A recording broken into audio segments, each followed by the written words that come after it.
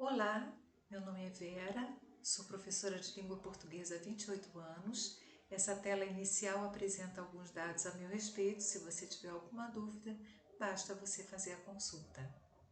Hoje o nosso assunto são os porquês. Parecem difíceis, mas não são. Eles são usados, na verdade, de acordo com o contexto em que surgem. Vamos observar então. Quando a frase é interrogativa e ele vier no início da frase e não no final, então vamos ver aqui por que deve ser separado e sem acento. Ele está no início de uma frase interrogativa. Vejam que a frase aparece lá no final com um ponto de interrogação e ele aparece no início. Nesse caso, é separado e sem acento. Essa frase é interrogativa direta. Já nesse outro caso, gostaria de entender por que deve ser separado e sem acento. O ponto final não é mais um ponto de interrogação, mas não deixa de ser uma pergunta feita de uma forma indireta. Eu desejo saber alguma coisa, então eu estou interrogando sobre alguma coisa. Então é uma frase interrogativa, sim, e o porquê continuará sendo separado e sem acento. A frase é interrogativa agora, indireta, porque vem sem o ponto de interrogação no final, mas o contexto é de interrogação. Quando ele é usado no final de frase interrogativa ou vem isoladamente, vamos ver o que acontece. Vejam esse exemplo. Ele deve ser separado e com acento por quê? Esse porquê vem separado e com acento, e o ponto de interrogação ele vem no final, representando uma frase interrogativa direta. Ele está no final da frase interrogativa direta. Nesse caso, ele é separado e com acento. Já nesse outro caso, eu tenho a mesma ideia feita em dois períodos. No primeiro período, eu tenho uma afirmativa. E o segundo, por quê? Ele está isolado no segundo período.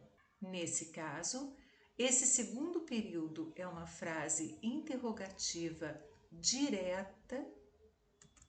Ele é separado e com acento por estar isolado nessa frase. Também tem o ponto de interrogação no final. Frase interrogativa direta. Isolado na frase. A única palavra dessa frase.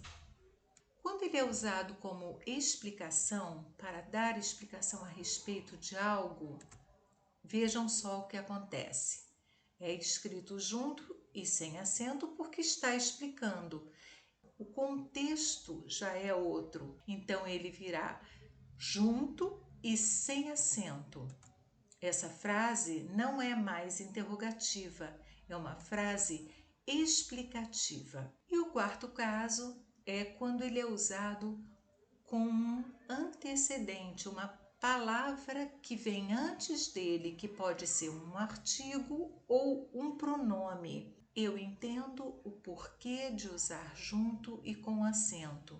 Observem que eu tenho antes da palavra porquê um artigo, que é o termo que o antecede, é antecedente à palavra porquê. Este é o único caso em que a palavra porquê pode ser substituída pela palavra motivo.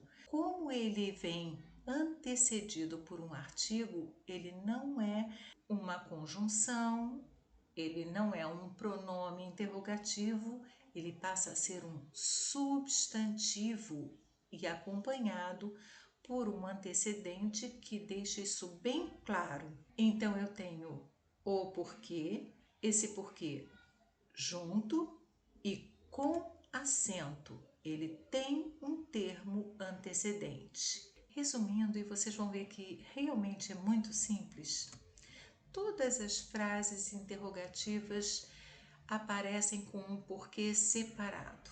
Mas como isso acontece? Se ele vier no início da frase, ele vem então separado e sem acento. Mas se ele vier isolado ou no final da frase, então ele será separado e com acento.